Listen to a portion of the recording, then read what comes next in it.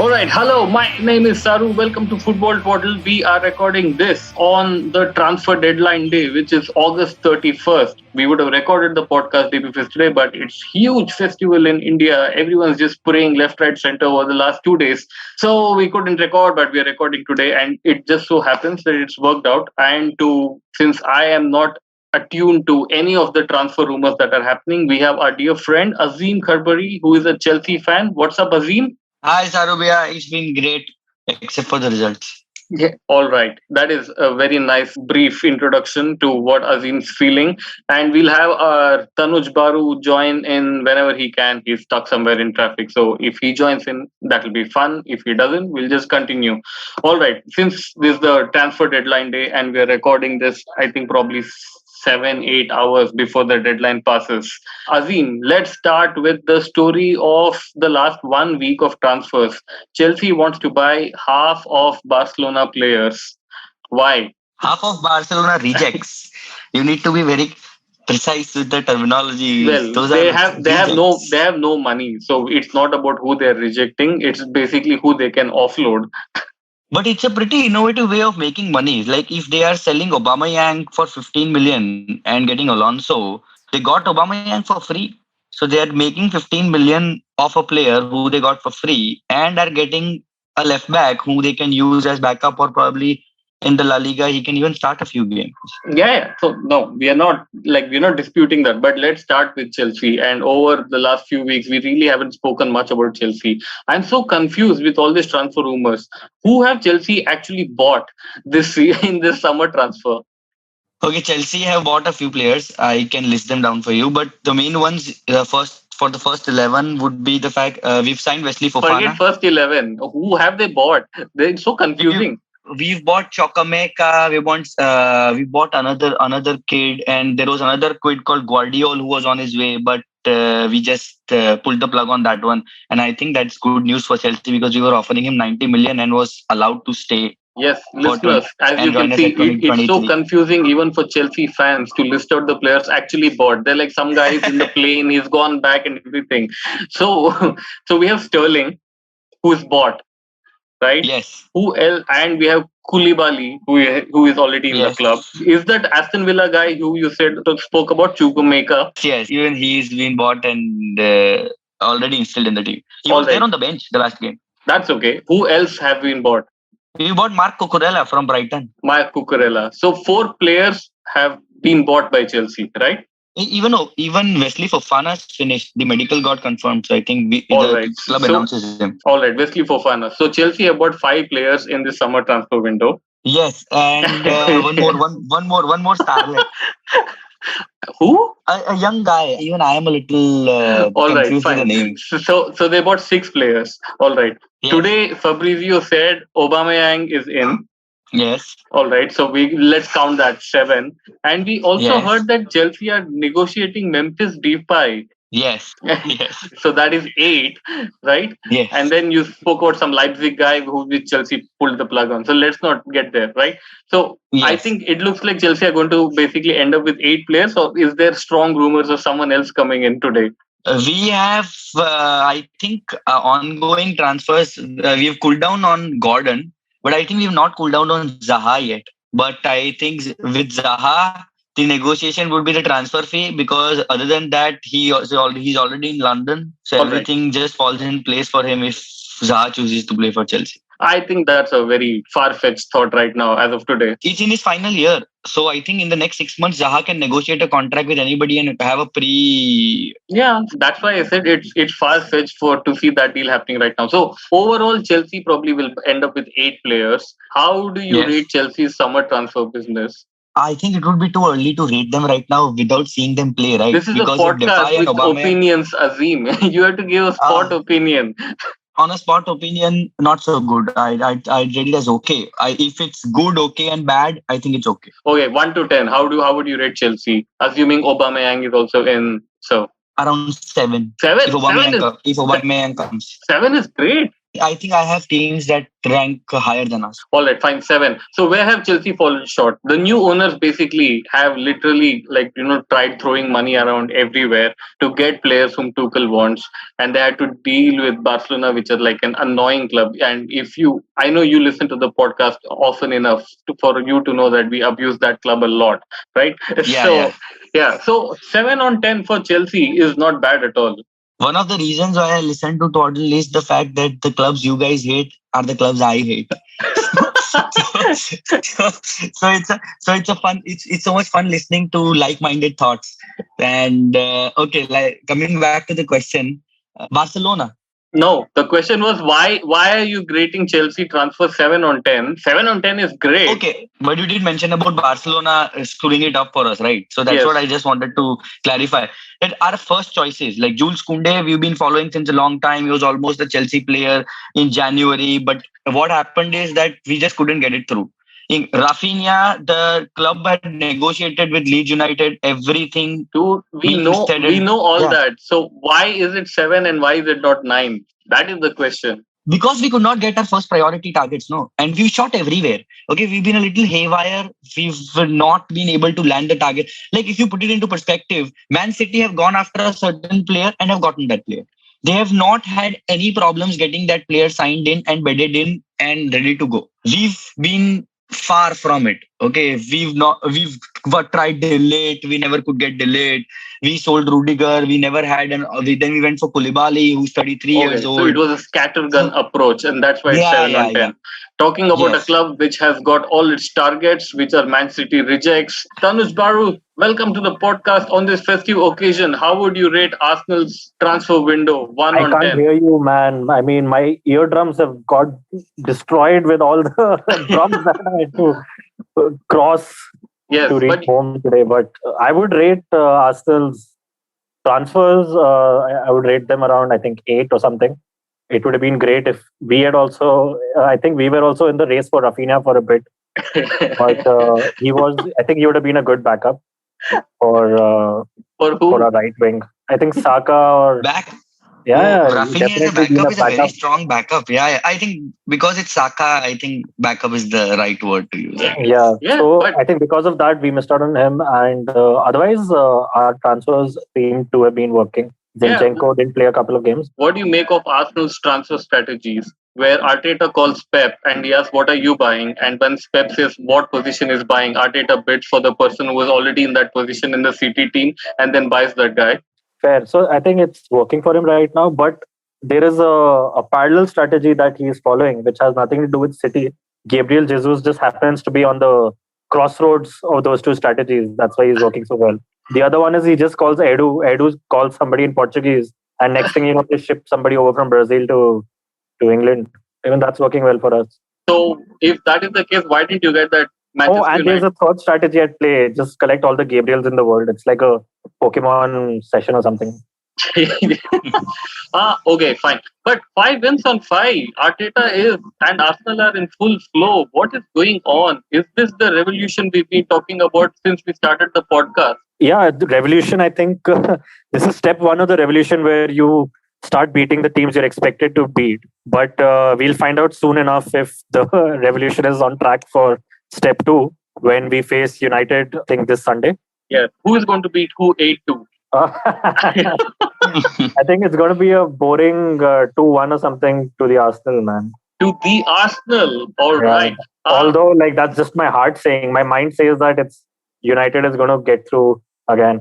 Because I remember when I think it was Rashford's debut or one of his first few games, United were in probably the lowest form they were in quite a while.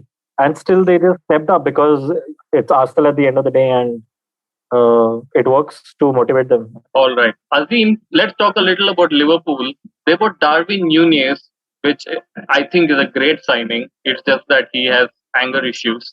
And then they are buying Arthur from Barcelona, or is Arthur it a Melo. loan deal?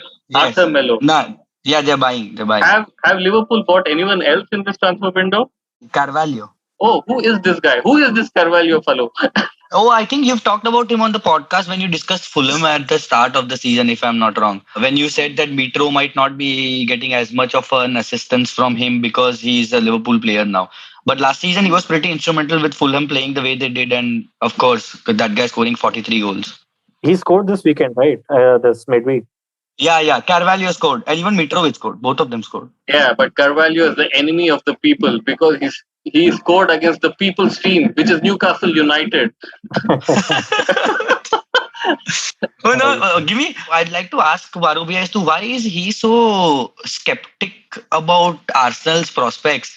Because 5 out of 5, any team in the league, okay, we've lost to Leeds, we've lost to Southampton as Chelsea, and historically done slightly better than Arsenal in the past few seasons. Even Spurs are stuttering. They drew to West Ham. Liverpool could just get through when it came down to Newcastle. By Man City cheating. have been By cheating. Let's add the okay, words. By cheating. Okay.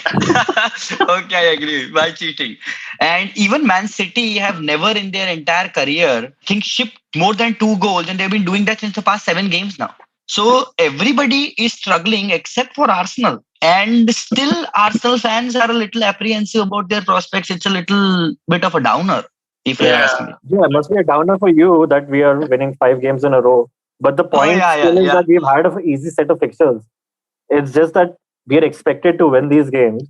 But if Chelsea is not doing well, it doesn't mean that others should just follow the Okay, fine. template. I would not say that you've had the difficult set of fixtures, but I think, see, first game against Crystal Palace. Crystal Palace is a good team. I think everybody you out can't of talk after about 5 every games game can like say that.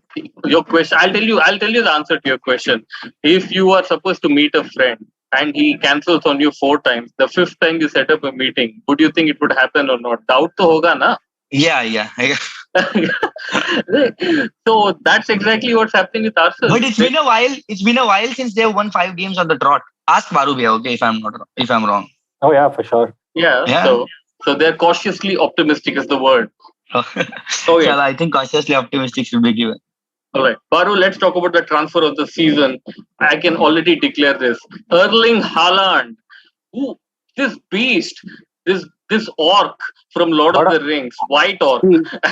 You know, his my outlook towards him has changed today when I saw Hodgson's comments on him from 2018, where he would rather go for Jordan Ayew instead of Haaland's son, because Alfie Haaland's son, because Haaland wasn't physical enough for the Premier League. And I think Haaland really took that to heart because he's probably the most physically perfect specimen out there right now. Yeah, we've spoken about this actually on the podcast enough. Azim, does it not seem like Erling Haaland is like a lab-built person to play football? I think Erling Haaland is Brock Lesnar of football. If I'm not, I think that's the most apt description you can have. He just annihilates people. Okay, yesterday he made a mockery out of that defense in 30 minutes. It just took him 30 minutes to dismantle the team. And I agree with what the both of you had to say. He's a specimen. He really is. And for someone to say that he's not physical enough, I think has not seen Erling Haaland play at all. Not just someone. Roy Hodgson. I think Roy Hodgson might be on some medication, I guess. I think because of his age, he might be on some medication, which is making him say. See, Roy Hodgson also supported white supremacy in South Africa, so so he has a history of misjudging world events, like Erling Haaland and apartheid. Those are the two big decisions he got wrong. You did mention about Liverpool, and then we just shifted to Man City. But there was a debate at the start of the season where it was going to be Nunes versus Haaland. And I just saw a tweet yesterday that Haaland finished that debate when Nunes was still dealing with anger issues with his mommy. So that's 2 hat tricks in a row, and Nunes is sitting it out because he headbutted a player. Do you feel Nunes has a chance at the Golden Boot like Haaland does? You were saying that, the debate ended when he was sorting out anger issues. Yeah. But I'm asking if it ended for you or not. It's done. No. Haaland is on track to easily get the Golden Boot this season now. Unless Aubameyang comes and scores 8 goals in his first match in a 9-0 victory against Nottingham Forest or something. I think I'll take that.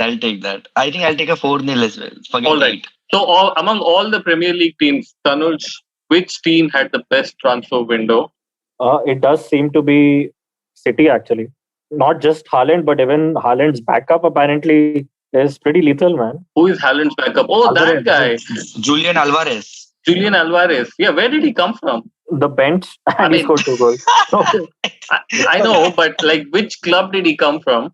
I have no Uh, idea, man. he comes There's from a another Spanish. Alvarez in the news right now, though. I think He comes joining. from a Spanish side, I guess. I don't Spanish know the club side, he huh? came from. I I don't know the club he comes from. Just scored 2 goals yesterday. Looks electric. Was good in preseason as well.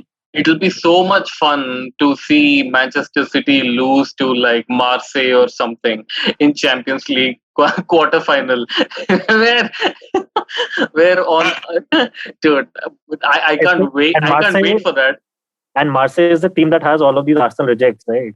Alexis Sanchez will score. Indesi, Sanchez, Nuno Tavares. सब उन्हीं में. Yeah, but it's actually not true because Marseille are going to beat. Yeah, they're going to play Spurs first, so they'll thrash Spurs in the group stage. Then they'll get to round of 16. Somehow manage a fixture against Man City, and Pep will pep it up. And then again, we will. It's a continuation of the meme on how City would have spent 1.2 billion now and not even reach won a Champions League. Or does Jose Mourinho and Roma beat them? No, they're in Europa League. Yeah, they. Acha, they're not. Okay. Yeah, I heard Jose is going to beat the Arsenal and Manchester United and win the Europa League. And then next year he's going to win the Champions League and he'll win Serie A this season to be the greatest manager ever. Yeah. So it's all. Okay, it's all sorted I'm out, looking man. forward to that one. See, if Mourinho Enough, I'm wins, feeling pukish already, man. Just if stop it. Mourinho wins Serie A with Roma this season, I think he's probably in the top 3 managers ever types because it's just like that. It's almost an impossible scenario. Anyway, we should take a break right now. After the break, we've seen 2 game weeks of football after our last episode. So, guys, who are your players of the week and what matches are you going to watch on the weekend? So, stay tuned to Football Total.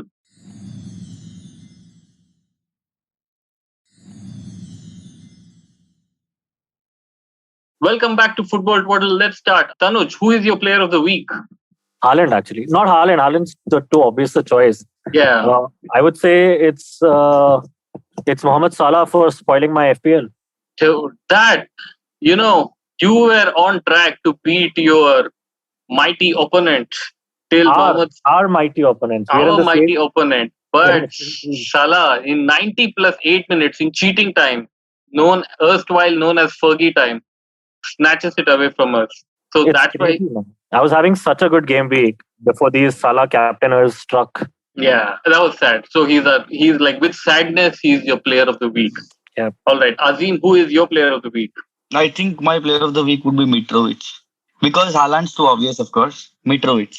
Because Mitrovic beat Brighton, and apparently Brighton is one of the best defenses in the league. They concede the least XG in the league, X, Y, Z, and all of those. But Mitrovic made a fun of all those stats, and Fulham won that game against Brighton. Man, At home, of course, but I love Mitrovic and I love the relationship he has with Fulham. They go down, he'll continue in championship and score like 47 goals. They come up, he will do what he can. It's just that I think he really identifies with Craven Cottage and the owners a lot. The owners love him as well. It's amazing that even on this day and age, no one wants to buy him. He doesn't want to move anywhere, and he's just stuck with Fulham, and they're doing so fine.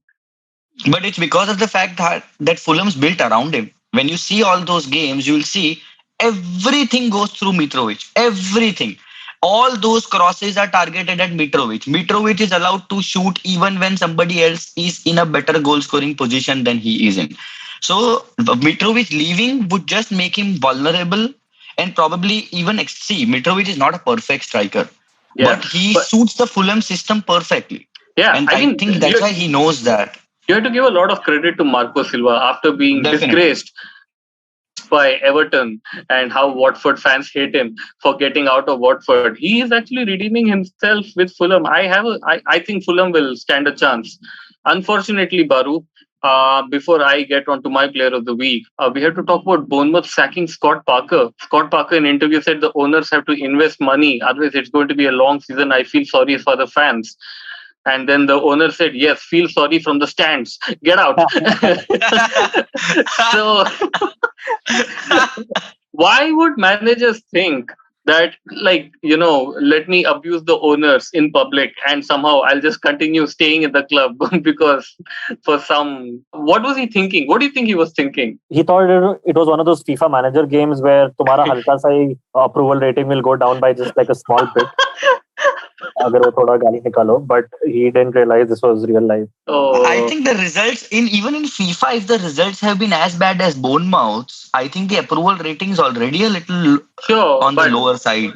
But Bournemouth owners know they have not bought anyone. Then they're going to lose. They probably are like preparing to go down. So they won't have sacked Scott Parker for losing 9-0 to Liverpool. What nonsense. If history is any proof, Ralph Hasenhüttl puts in a run of 5 games after losing 9-0 all the time. Right? So yes. Scott Parker obviously was sacked because he told the fans to instigate against the owners. He thought it was like he misjudged the moment, thinking everything is anti-United like Glazers. Ki chalo main bhi behti Ganga mein haath marta hu.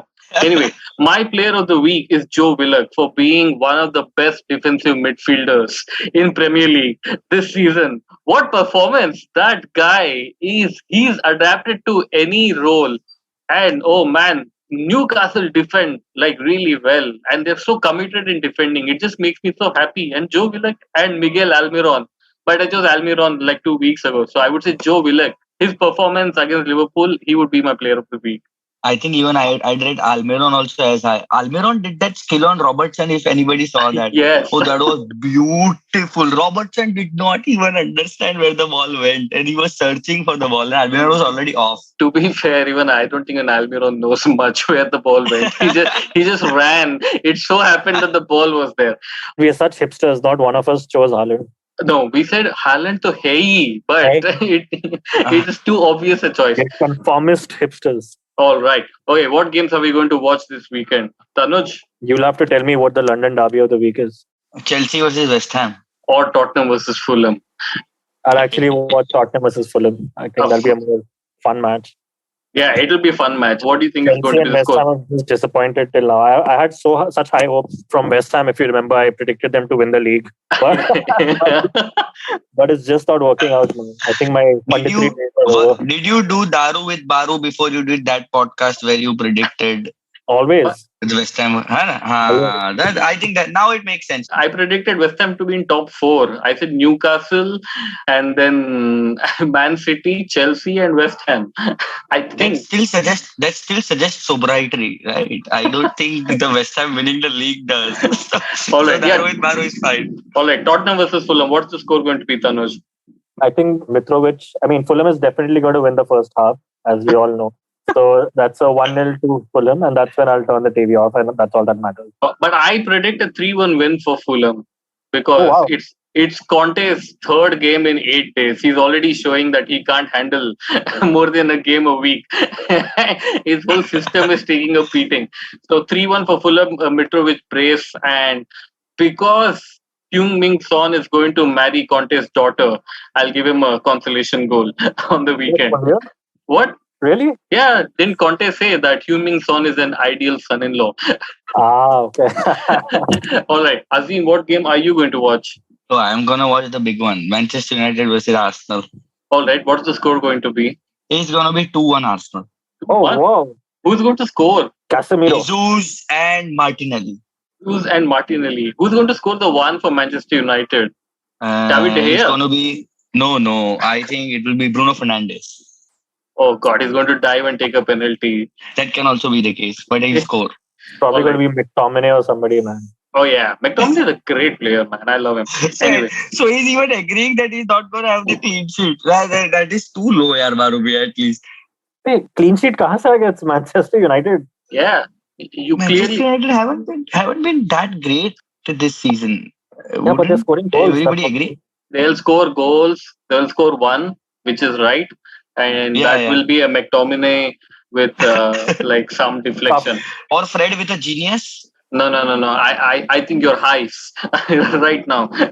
All right. I'm not going to suggest some Serie A game. I'm going to watch Nottingham Forest versus Bournemouth. I think there's a Lingard hat trick coming in somewhere. And Bournemouth's caretaker manager will say we are in for a lot of pain, and he'll also be sacked after the weekend. If Lingard scores a hat trick, I think the owners will also understand that it's going to be a very long season. I don't think it needs said. Yeah, but we should end the podcast talking about Leicester. They have sold so many players, and I'm just reading that Marcelo is coming in. I fear for Leicester this season. If they're not a little careful and they don't buy someone in Jan, it's going to be a Everton-like situation where they will hire Lampard, and on the last day they will get out. What happened to James Justin? Wasn't he a good left back? And he did light it up in the Premier League last season. I think last season or last season. But I mean, dude, I They think couldn't register him because he had two first names. Wahi cancel ho gaya. Yes, and his watch got stolen outside the stadium by the Leicester Ultras. Oh, Leicester. I thought you were going to say Lewandowski or something because he was trying to replace his watch. We should end the podcast on the note that Aubameyang's watch gets stolen and he then gets sold to Chelsea. You guys think his jaw gets broken, dude? That's gonna make him sit on the sidelines for weeks. You guys think there is some causality with it, or it's all kosher? Yeah, even I don't know. All right. On this transfer deadline days, the last famous words spoken was karma. Tanuj, Later. enjoy Visarjan. All right. Azim, thanks a lot for doing this. Thank you so much, Arubia, for having me. All righty, guys. Take care and bye-bye. See you next week. Bye-bye. Yeah.